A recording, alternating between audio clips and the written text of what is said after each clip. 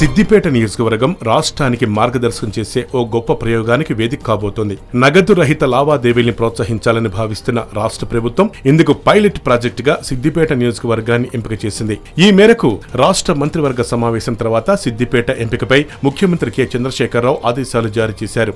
నగదు రహిత లావాదేవీలపై సిద్దిపేట నియోజకవర్గంలో వచ్చే ఫలితాలను సమీక్షించి ఆ తర్వాత డిజిటల్ చెల్లింపుల వ్యవస్థను రాష్ట్ర వ్యాప్తంగా అమలు చేయబోతున్నారు. పలు ప్రభుత్వ పథకాల అమలుపై దిశానిర్దేశం చేసిన సిద్దిపేట నియోజకవర్గం నగదు రహిత లావాదేవీల నిర్వహణలోనూ ఆదర్శంగా నిలవబోతోంది. అందుకనుగుణంగా సిద్దిపేట జిల్లా కలెక్టర్ వెంకటరామరెడ్డి ప్రజలందరికీ బ్యాంకు ఖాతాలు అందించే విషయమై కార్యాచరణ రూపొందించి అమలు చేస్తున్నారు. ఈ సమావేశంలో ఖాతాలు లేని వారికి ఖాతాలు తెరిపించడం, డెబిట్ క్రెడిట్ కార్డుల నిర్వహణ, స్కైపింగ్ మిషన్లు తదితర వాటిపై చర్చించారు. నగదు రహిత నియోజకవర్గంగా తీర్చిదిద్దడానికి తీసుకోవాల్సిన కార్యాచరణపై అధికారుల నుంచి సలహాలు సూచనలు స్వీకరించారు. ఇదే విషయమై రాష్ట్ర భారీ నీటిపారుదల శాఖ మంత్రి తన్నీర్ హరీష్ రావుతో జరిగే సమావేశంలో తమ కార్యాచరణ వెల్లడించనున్నారు.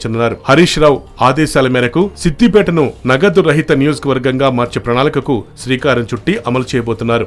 నియోజకవర్గ పరిధిలోని సంఘటిత అసంఘటిత రంగాలకు చెందిన కార్మికులందరికీ జీరో బ్యాలెన్స్ ఖాతాలు అందించేందుకు మేళా ఏర్పాటు చేశారు.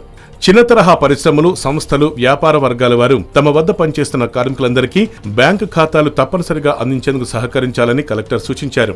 స్వైపింగ్ యంత్రాల ద్వారా నగదు రహిత లావాదేవీలు నిర్వహించాలని స్పష్టం చేశారు. కార్మికులు కూడా తమకు లభించే కూలీ వేతనాలు ఇకపై బ్యాంకుల ద్వారానే తీసుకోవాల్సి ఉంటుందని తెలిపారు. సరుకులు, నిత్యావసరాల కొనుగోళ్లు కూడా నగదు రహితంగా జరిపే విధంగా కార్మికులకు అవగాహన కల్పించేందుకు కార్యక్రమాలు చేపడుతున్నారు.